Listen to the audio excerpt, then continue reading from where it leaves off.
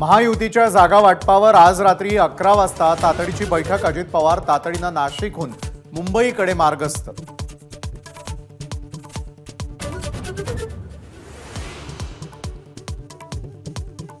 महाविकास आघाडीचा मुख्यमंत्री पदाचा उमेदवार निकालानंतरच ठरणार।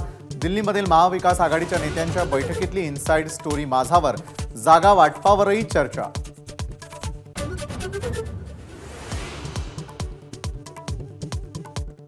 लाडकी बहीण योजनेसाठी नारी शक्ती ॲपवर आलेले 1,05,00,000 अर्ज अवघ्या 2 दिवसात मंजूर। 17 ऑगस्ट रोजी देणार पहिला हप्ता।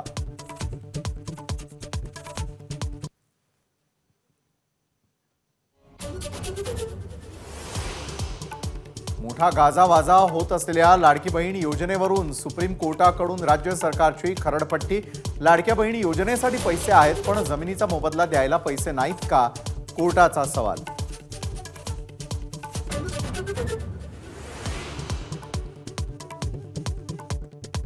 बोगस संशयित दिव्यांग प्रमाणपत्र मिळवून नोकरी मिळवणाऱ्यांचा पर्दाफाश। 400हून अधिक बोगस दिव्यांग कर्मचाऱ्यांची यादी एबीपी माझाच्या हाती।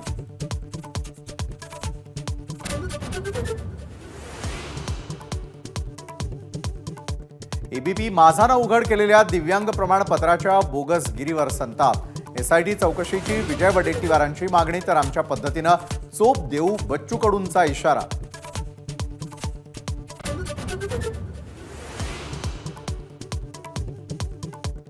गुलाबी बस आणि गुलाबी जॅकेट जनसन्मान यात्रेतून अजितदादांनी फोडला विधानसभा प्रचाराचा नारळ।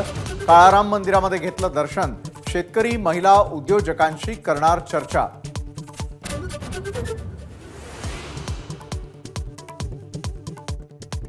राज ठाकरे मराठवाडा दौरा 2 दिवस आधीच आटोपता घेणार। हिंगोलीमध्ये जेसीबी मधून फुलांची उधळण करत स्वागत। तुफान गर्दीमुळे विश्रामगृहाच्या प्रवेशद्वाराचं गेट तुटलं।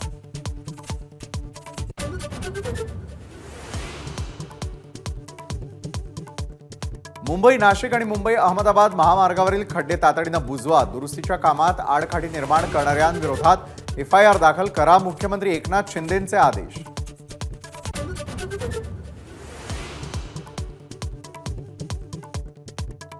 महाविकास आघाडीच्या खासदारांचं संसदेबाहेर कांद्याच्या माळा घालून आंदोलन। कांद्यावरील निर्यात बंदी उठवण्याची, नाफेडकडून कांदा खरेदी करण्याची मागणी।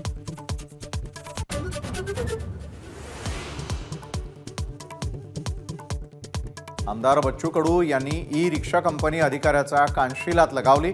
दिव्यांगांना दिलेल्या ई रिक्षा पहिल्याच दिवशी बंद पडल्यानं उगारला हात।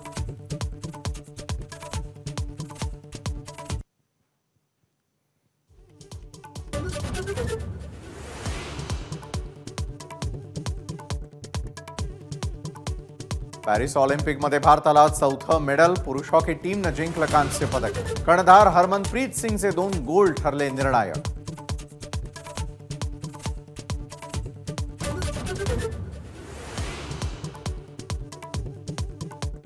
पैलवान अमन सेहरावत ऑलिम्पिकच्या उपांत्य फेरीमध्ये। सेहरावतची झेलिम खानवरती 12-0 अशी मात। अमन सेहरावतची उपांत्य फेरीची कुस्ती आज रात्री।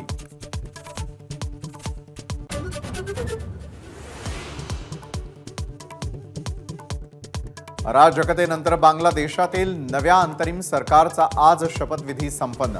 मोहम्मद युनूस यांनी घेतली अंतरिम पंतप्रधान म्हणून शपथ।